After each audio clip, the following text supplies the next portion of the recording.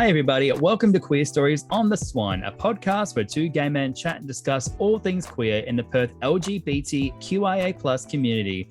I'm your host, Chris. And I'm your other host, Christo. And in today's episode, we're talking to River Clarke, their discovery on their non-binary identity and political career.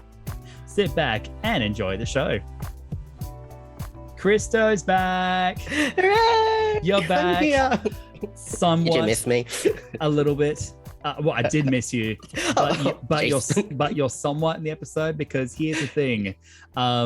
So we're actually recording this after in the future, after the interview has been recorded with our guest, because I figured that we've had one episode where Christo isn't in it apart from the outro.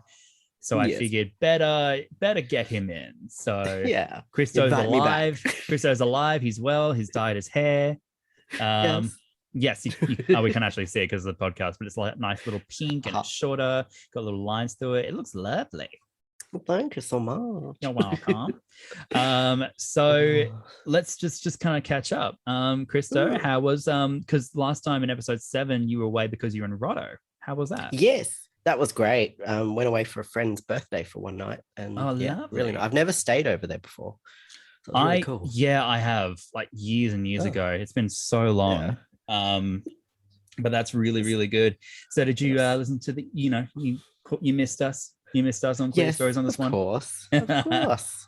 Good. Well, we missed you, and it's good to have you back. Somewhat. Yeah. Next episode, it will be. I'll be fully there for the interview and everything. It'll be great. Yeah. But yeah, no, it's been really good. So a little update on the podcast. So we are now. Oh, you missed quite a bit. I did a little bit of asking around for our listeners. Facebook, if you could not bling in the middle of my recording, thank you. That would be rude. It's just one of my supportive friends talking about the podcast. But not now. Not while I'm recording. So I actually put a poll out to see where other people would like to listen to us.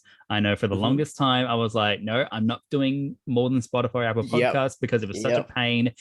But I caved in.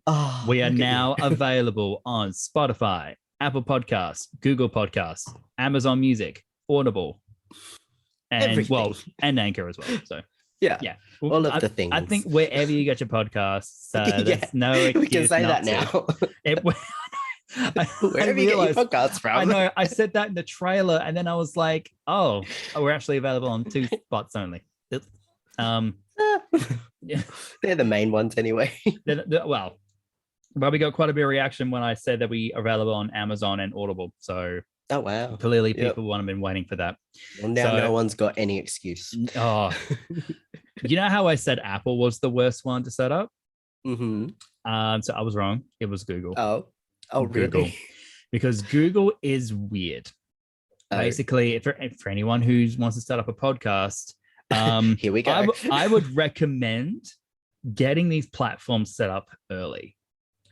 Not in the middle of your season where you're trying to get more people.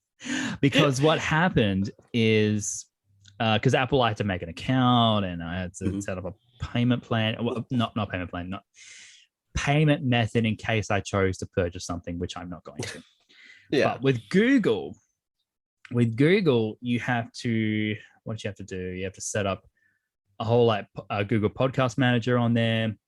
And you have to, and what happens is that it's not something you just send off from Anchor or wherever you're distributing your podcast from. Google has to manually search it. It has to scour the internet and find your podcasts. So I had to look up YouTube tutorials and Google tutorials. I'm like, this should not be as complicated. All day. It did.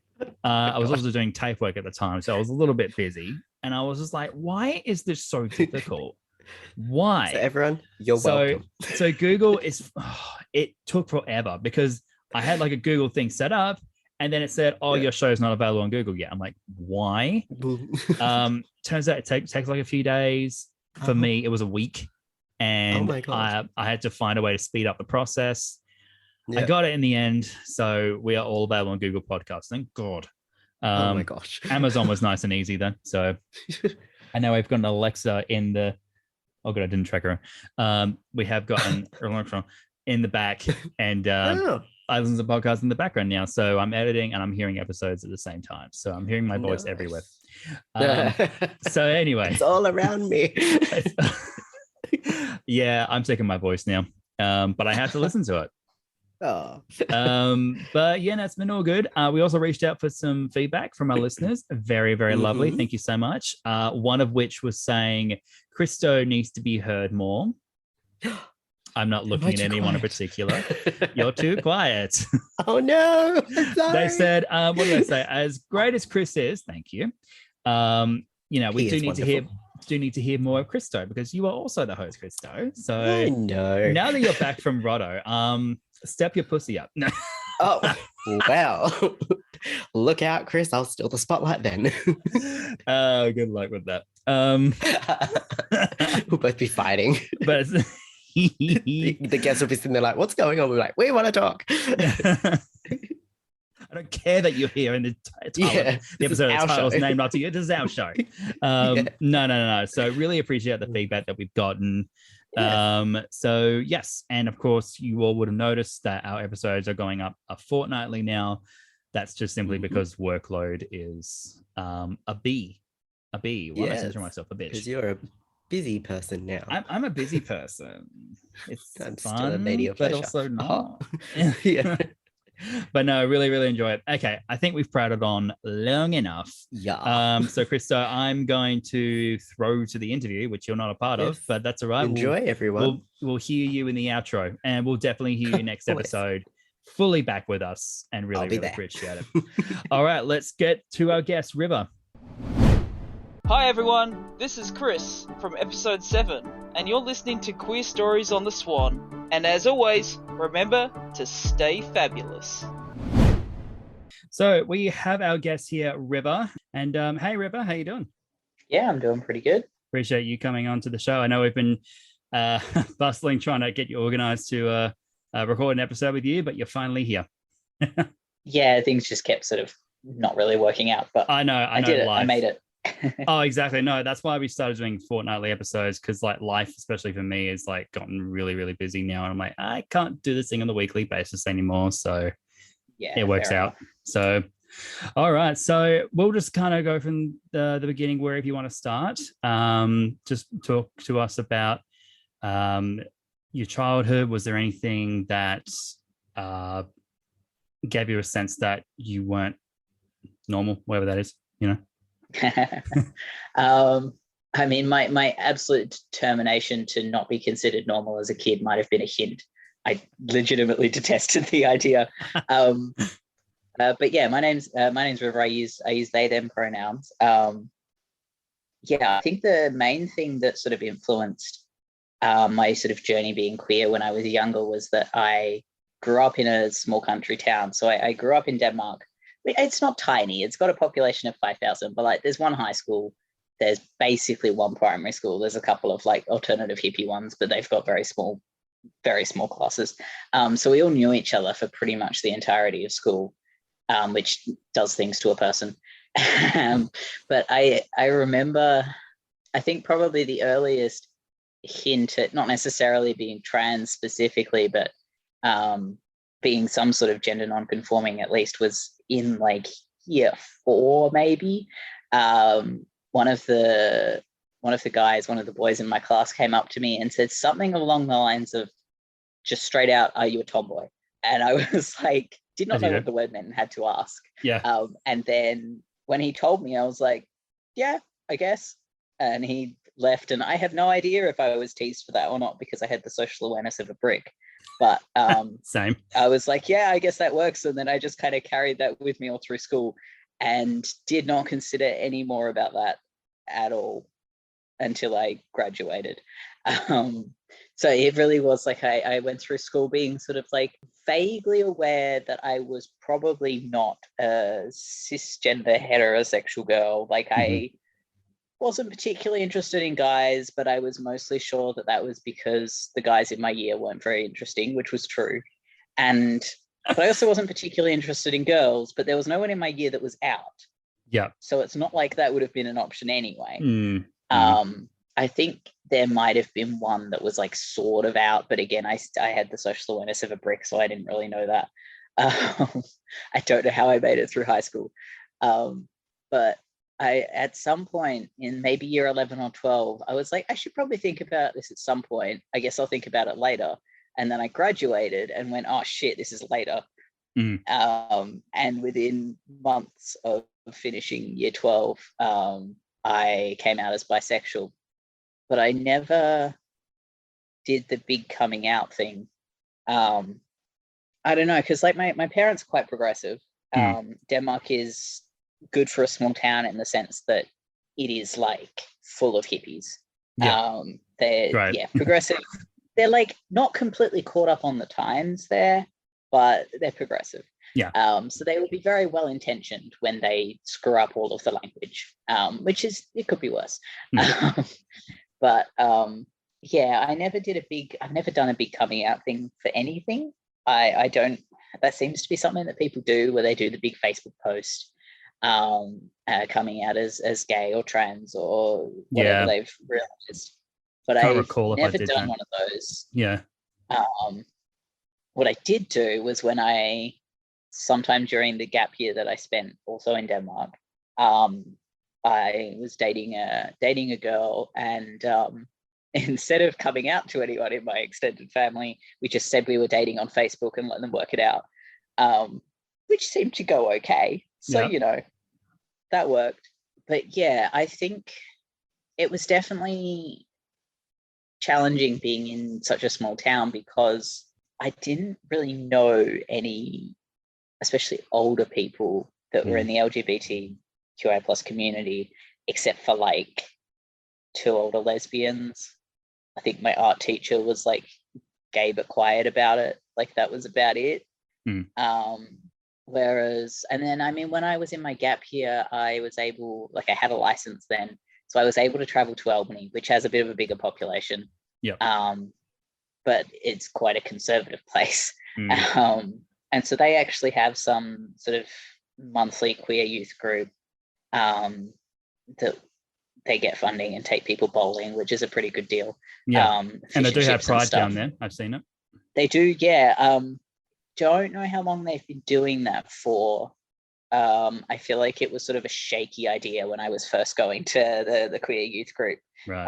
And I remember one of the people that organized it saying something a little bit sort of, I want to say sardonically, but I don't know if that's the right word, almost sarcastically, being like, we should be a bit careful if we're going to have like a pride parade, because like bricks might get thrown or something. And like, this is recently, it was definitely hyperbole, but it wasn't completely unfounded fear. But yeah, that's like 2019. I think, that's right.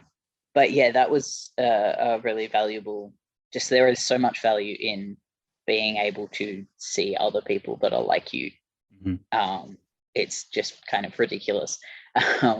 And feel like you're then able to explore more of it, because you're not stuck in this sort of very gently putting your feelers out, like, am I allowed to do this? Can I dress this way? Can I cut my hair this way? All these sorts of things. Because if you see other people doing it, just legitimizes it, makes you feel a lot more comfortable. So that was really valuable for me. And there were like a few trans people there, but not many. Mostly younger than me, actually, because they were mostly people from Albany. I think the group was like ages 12 to 25 or something, but they were mostly high school students. So by the time I was going, I was like 19. Because I just had to be able to drive myself there to go, and didn't really know what it was.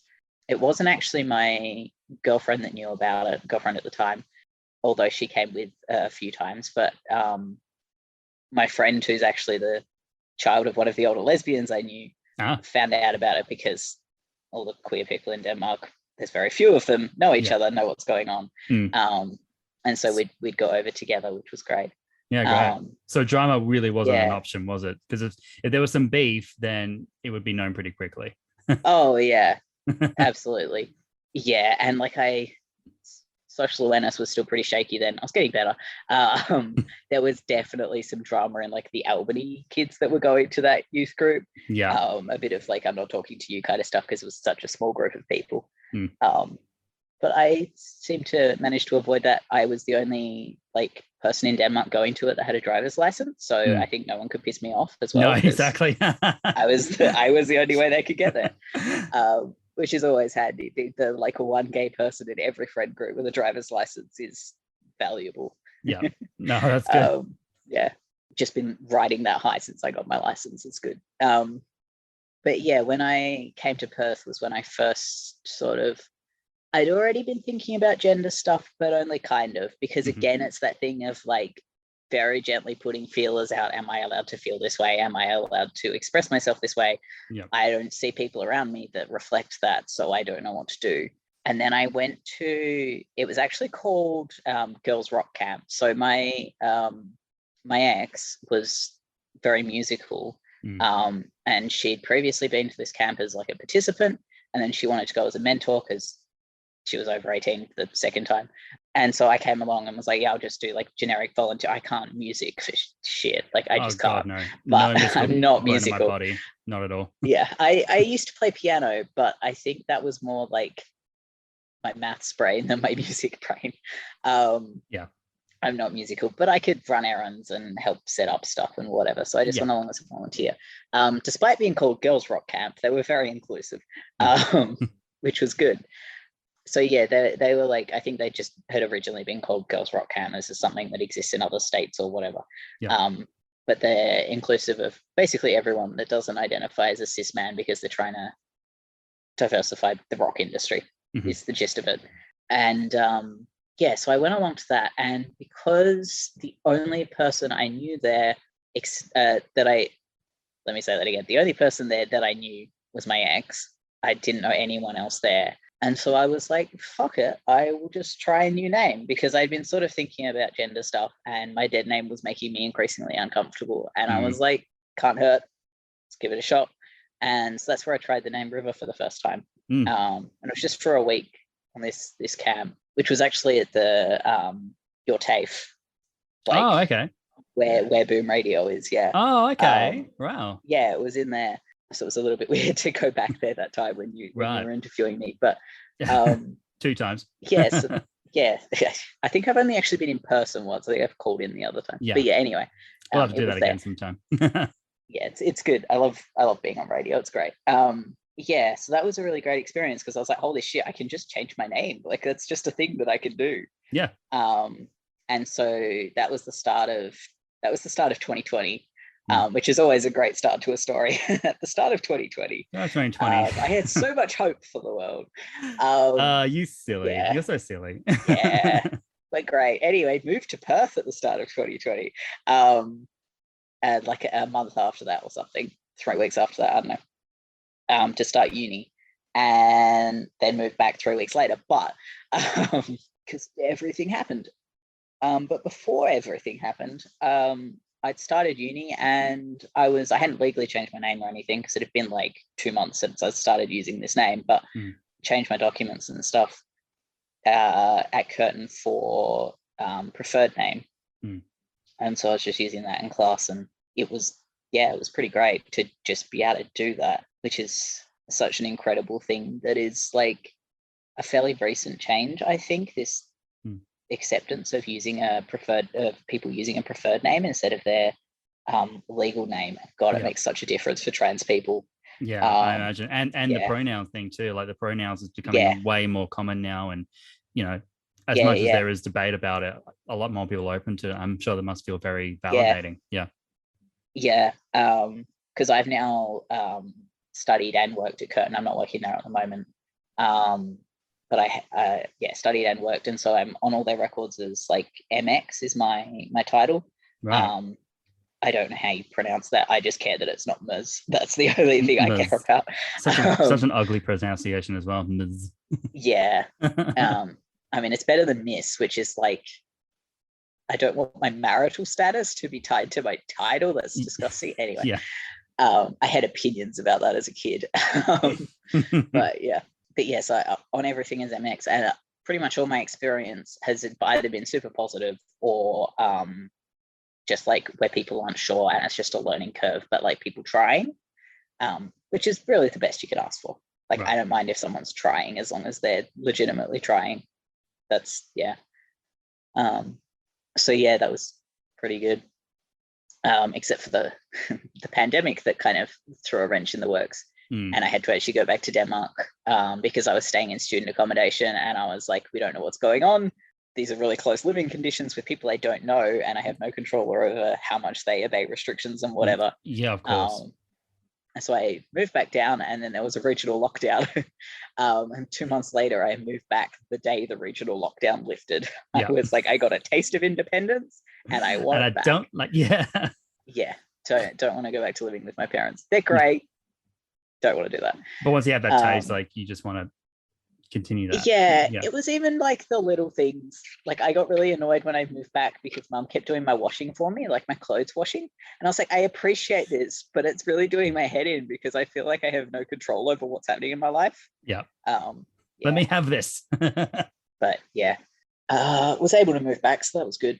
Despite the exorbitant fees that student accommodation charges. If you can rent anywhere else, rent anywhere else. Yeah, it's good because you can just like fill in a form and get a spot, which is a lot easier than most rentals. Yeah. That's about the only point in favor. So that was sort of the name journey, I guess. The pronouns journey started slightly after the name journey. Yes. Because I don't know, I remember at one point I was like, I don't want to inconvenience people. Like, if I ever wanted to change my pronouns, and I don't know why I thought I was a cis kid legitimately thinking about this. Like, cis kids don't anyway. Should have been a hint, but I was like, if I ever wanted to change my pronouns, I would just switch straight from like she to he. I wouldn't muck around with they and them. And anyway, that was a dumb thought that was entirely wrong. But the thing that really sort of made me realize I could do that was when I moved to Perth. Because I've been a member of the Greens Party since like, and I promise this is relevant, since like 2018 or something. My dad actually volunteers for the Greens, and the former MLC for the Southwest, the former elected Greens member for the Southwest, is like a family friend. So I've sort of been involved for a little while. So when I moved up, I was like, yeah, I'll go to some Greens things. It's a good way to meet people. Sure. Shock horror, the like Greens people in Perth way younger on average than the Greens people that live in Albany. Don't know why that could possibly be. It's almost like this place where all these people retire is way older than me. So suddenly Greens people were way more relatable than they had been. Wow. No offense to the Southwest Greens, I love them to bits, but they're all retired. Yeah. Which is tough when you're like 19 years old. Yeah. Yeah. So yeah, the Greens folks in Perth are much younger on average. So I went to a couple Greens things, and at the first Greens thing I went to, someone asked me my pronouns because I had shown up as this kid. I was not much younger than I am now, using the name River, clearly new to using the name River, with like a buzzed head because I just cut my hair like just before I moved to like a number 2 or something, like completely shaved it. And I like sort of started out an answer the first time. And then that same person asked me again the next event I went to, because they were like, like your dad was there, you didn't seem sure. I just want to check your pronouns again. And I was like, I don't know. And it was just, and then I went and had like a sort of panic cry about it. Cause I was like, holy shit, could I just like change my answer? Like I could just do that. And apparently the answer is yes, I can just do that. So that was incredible, basically, to suddenly be in an environment of people that are supportive of gender shenanigans. So yeah, that was really great. And then, yeah, switched to they, them probably within the first sort of month of being in Perth, and have not looked back. And that's when you decided to start identifying as non-binary, or? Yeah, I'd sort of been on like might use the word genderqueer, might use like trying to find something a bit softer, because I didn't feel like that dumb thing that a lot of people get where they're like, I don't know if I feel like non-binary enough or trans enough to use this label, which is dumb as hell for anyone listening. If you want to use the label, you can use the label. That is the entire requirement. Yeah. But at the time, like sort of imposter syndrome and whatever. Yeah. So I sort of started using the non-binary label around then, yeah.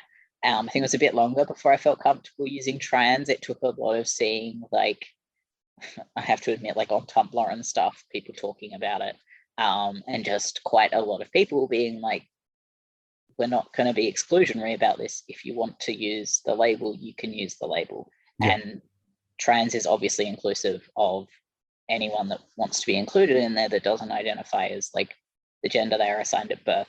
And even that has a little bit of wiggle room, because if you're intersex, it gets like, even the gray areas get even grayer, right? Just because our labels are so binary and kind of stupid. So it's a label for anyone that wants it. Yeah. The sort of analogy, I guess, of labels being like umbrellas that we can all sit under together is quite sweet in that sense, because it's just whoever wants to be there. Community. We love that. Yeah, exactly. We can't go around saying stuff about like our community wants this and whatever if we're not going to honor the community part of that.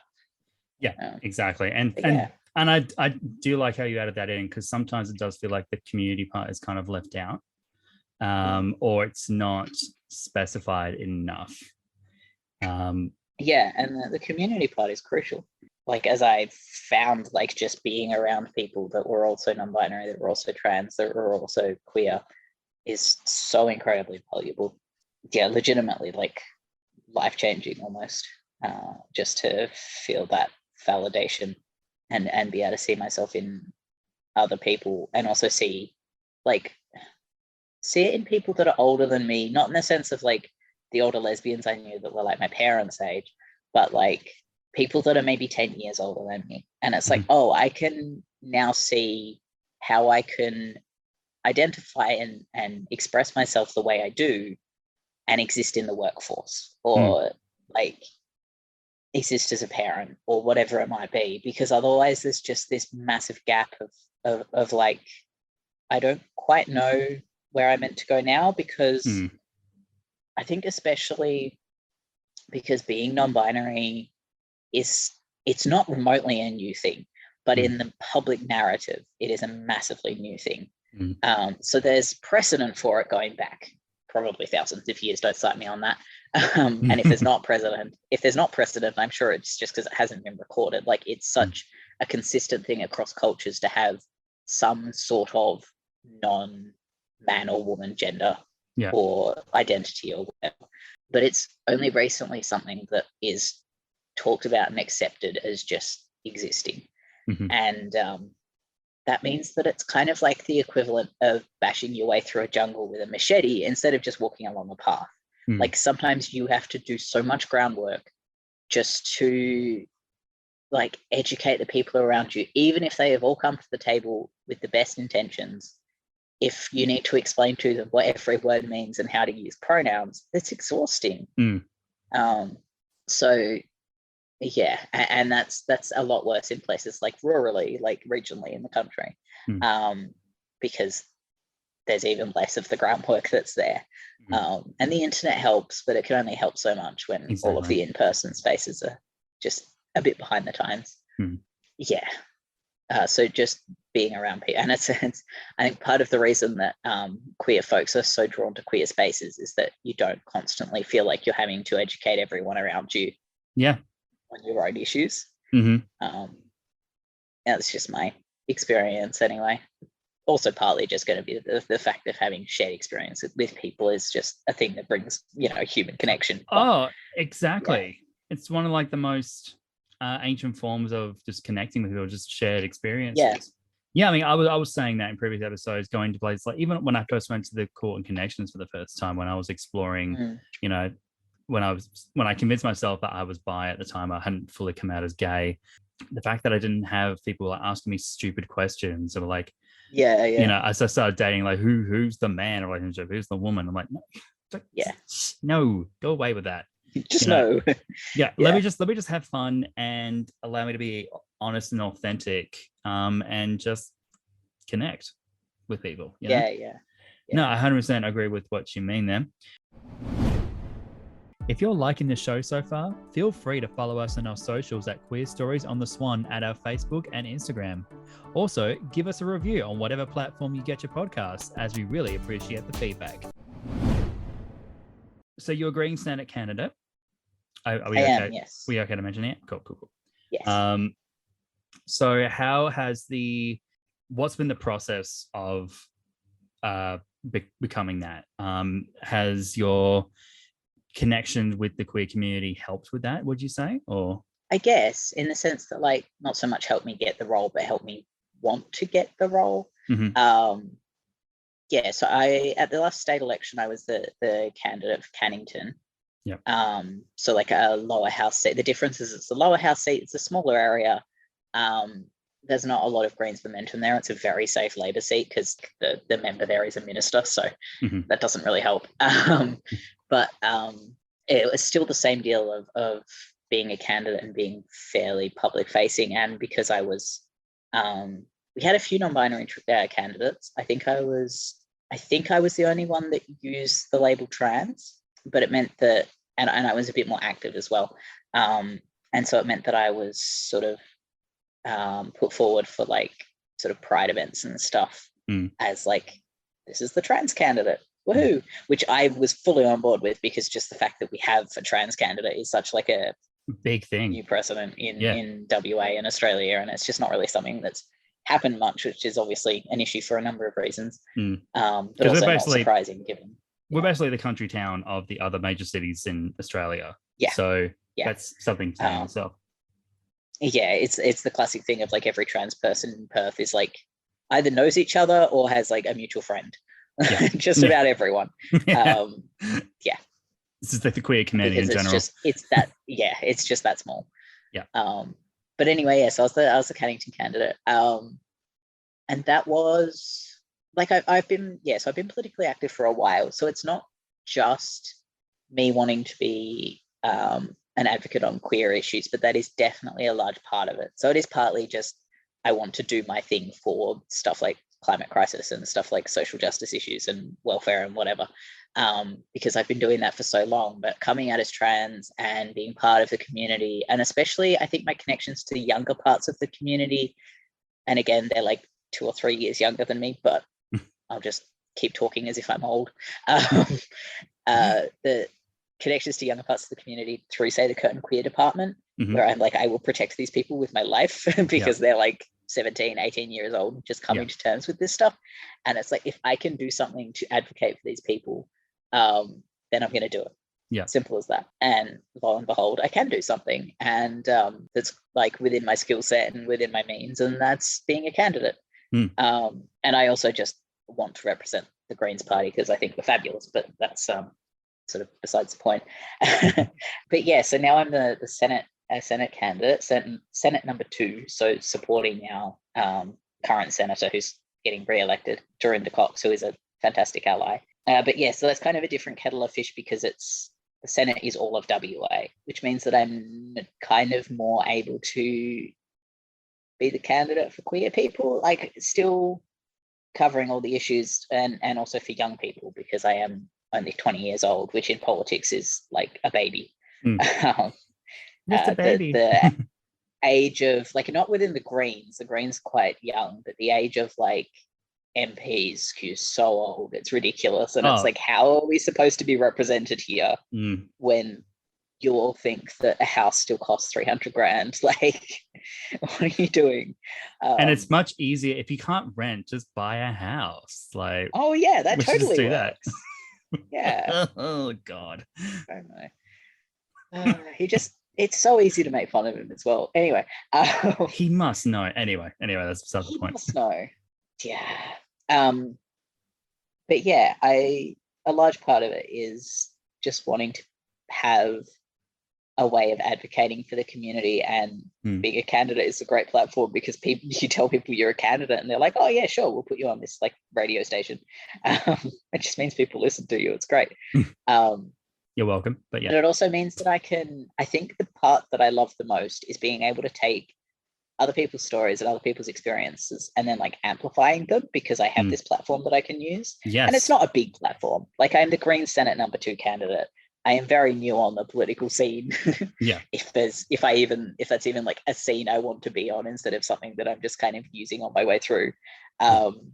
But just by looking at your socials, you've clearly made an impact. People have clearly like been drawn to you. Like yes, I follow you on your socials, but mainly to be supportive. But I have been noticing like you definitely have that impact already, and I think it's just going to grow from here. So it's a little bit surreal, I'll be honest, because I'm not the kind of person that regularly posts on social media on my personal pages. I just don't. It's like how I didn't do the big Facebook coming out. It just doesn't occur to me to do that. I'm not interested in doing that. And so having the candidate pages, and because my physical health has been a bit hit and miss lately, the candidate pages is like the bulk of what I can do. So I've been doing that quite a lot. And it's a little bit surreal just when like people reply to my posts and I'm like, oh, that's cool. I did a post, the post recently that really took off on Instagram was the Greens $88 a day, like bring Centrelink above the bloody poverty line. You like fucks. Because we shouldn't have people living in poverty in a wealthy country. And that one really took off, which was good to see because it's so crucial. But I definitely on my pages focus on talking about queer issues because that is the reason that most people are following me. And that seems to do quite well. But yeah, and it's also besides the social media stuff, I get to use that platform for other cool things. A shameless plug for Trans Day of Visibility. I'm going to be speaking at a protest this Saturday, which is the 2nd of April, I believe, which I think will be in the past by the time this is released. But still good. That's fine. Presumably the protest goes ahead and it's fantastic. Yeah, I'm really excited to be doing that. I spoke at a protest against the religious discrimination bill. Saw that. Which was also really good because that was disgusting from start to finish. So it's nice for once to have a protest that is not just like in response to an awful thing that's happening, or instead sort of promoting and raising the visibility of Trans Day of Visibility. You're raising awareness. Raising up awareness. Yeah, that's the one. Which is a more positive thing, which is nice to do. So I'm looking forward to that. Hopefully we don't get rained on. I think we'll be all right. The weather is so weird this week, so it'll probably do that horrible thing where it's like humid and thinks it's going to rain and then it doesn't and just stays humid for the whole day. Because that has happened like 3 times in the past week and I am not about it. No, same. My sleep pattern has been screwed because of that. So thanks, Mother Nature. It's not fun. Woohoo, Perth. That being said, save the Earth, Greens. Hello. Yes, well, climate change is not helping. So, No. Mother Nature is trying. We've just really fucked it up. But that's okay. But yeah, I do like doing obviously I hate that it's the sort of thing we have to do, but I do like doing the protests and the public speaking generally, despite hating being the center of attention, which is ironic when I'm a political candidate. You're doing it for a cause, though. It's not just you. I think in my mind, the cause is the center of attention, not me. Yeah. I don't know what other people think. I'm just going to keep thinking that so I don't get too nervous and everything will be fine. I think the advocacy stuff has definitely sort of shaped my transition journey in the last year or so, year and a half. For the last year and a half, it's been such a big thing because it means that it is a little bit exhausting, not in the sense of actually doing the work, but the sort of emotional exhaustion. And this is something that I see in some of the other sort of activists in the queer community, where it can be difficult to sort of turn off from doing the activist thing. Exactly. Yeah, I think I'm okay at it. I think I'm trying to make sure that other people are doing the taking time off. Because like you were saying, you get so involved in it, and then like even when I sign online petitions, I'll get bloody emails, or I remember I was getting letters in my mailbox from the Council of National Interest, which is very conservative newsletter. I don't know how that happened, but because I think it was for it was either the Yes Vote or Pride and something queer was happening. And it's I find it difficult to just get away from it. There's times I'm like, no, there's too much. So I can imagine being an activist and being on the front lines, so to speak, must be so. And it's also the balance between sort of doing what you're there to do versus just like an unhealthy amount of obsessing with it. Like I am usually pretty good, but I will admit when the religious discrimination bill was being discussed, I stayed up and watched the House of Representatives vote, which ran until like 3 a.m. their time or something. Fortunately, because of time zones, was like midnight here, so that's a little bit more reasonable. Right. Yeah. But God, it was you must just have so much endurance slightly to watch horrible that. thing. Yeah. Slightly horrible thing where we started watching it and then just couldn't stop. Yeah. But at the very least, it meant I could dunk on people online because I definitely knew what had happened because I'd watched the whole cab thing. Yeah. Only for it to get like blocked in the Senate in like a 2-minute discussion the next day, which was incredibly weird. That whole thing was a clusterfuck. But it's kind of behind us now. Hopefully it stays behind us now. Honestly, I think it was just a bit of a panic move by It was very much so like a last ditch attempt before the election. I'm not sure if it was last ditch because like last minute ran out of time, or if it was deliberate last ditch because that gave less time for it to be properly discussed. Who knows? So I don't know if it was a tactic or a screw up, but it didn't work for them either way because as soon as protections for trans kids got in there, the Conservatives didn't want it anymore. Yeah, funny I don't know how that happens. I personally think the Morrison government knows that he's extremely unpopular with his hometown, the rural communities, the country in general for fucking up to Hawaii. He's like, let's try and really pander to conservatives and let's hate on the gays or the queer people. So let's again, because apparently that's in fashion, but with a different flavor. Which is fun. So yeah, trying to make sure I'm not like obsessing over that all the time. Yeah, of course, which I did not help with, so I'll stop talking now. No, I could talk about politics for way too long. That's definitely well, you'd heard that's your position, but yeah. Yes, that is kind of my job. I say it's my job. I am not remotely getting paid for it. Candidates don't get paid, but that is my role. Which makes it more noble. Because clearly you believe in the cause. Well, I mean, it's not exactly like working hours. It's very variable. No, wonderful. So River, where can we follow your socials? Is that all right? Or so you can follow my candidate socials. I don't really have like personal ones. So they'll only last until the election in May. But in the meantime, you can definitely follow my candidate socials. Perfect. So I've got Facebook and Instagram. On Facebook, I'm River Clarke, Greens candidate for the Senate or something to that effect. And on Instagram, it's just River for WA. Perfect.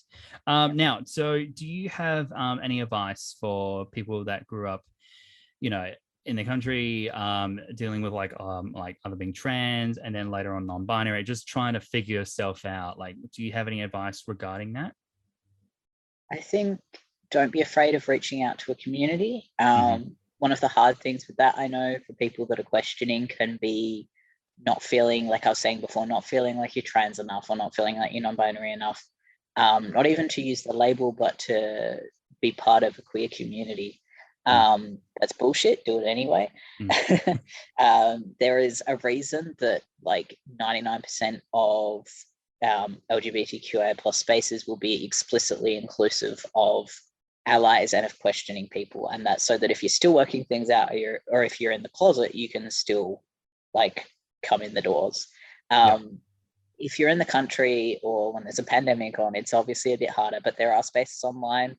I haven't been myself, but I've heard Freedom Center's pretty good, and I know they do Discord online sessions, that sort of thing. See what trans folk of WA recommend. Just don't be afraid of inviting yourself to sort of social spaces, that sort of thing, because just being around other people that are kind of like you it's so good. No, that's wonderful. Perfect. All right, so we'll let you go. Really appreciate your time, River. Thank you so much for joining us on the episode. And good luck with I know this is going to come out in a couple weeks from when we're recording it, so the awareness we're going to bring awareness to trans the protest. I hope it goes well for you. Thank you. And good luck with all your endeavors, and of course best in luck with your political career, and just stay fabulous. I never have a solid way to wrap these up. I probably should. All right, so we'll let you go, and we'll outro out the show. So thank you so much, River, for joining us. Yeah, thanks for having me on. It's been great. Thank you so much. Thank you for listening to Queer Stories on the Swan. You can leave a review for us wherever you get your podcasts. You can find us on our socials on Facebook and Instagram. I'm Chris. And I'm Christo. And stay fabulous.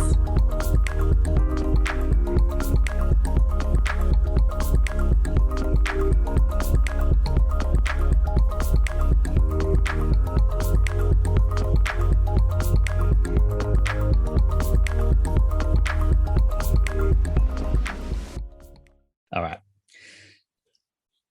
Oh, damn it. Where's the script? I thought oh, God, I'm all over the place. One day we'll probably know it off by heart, but until then.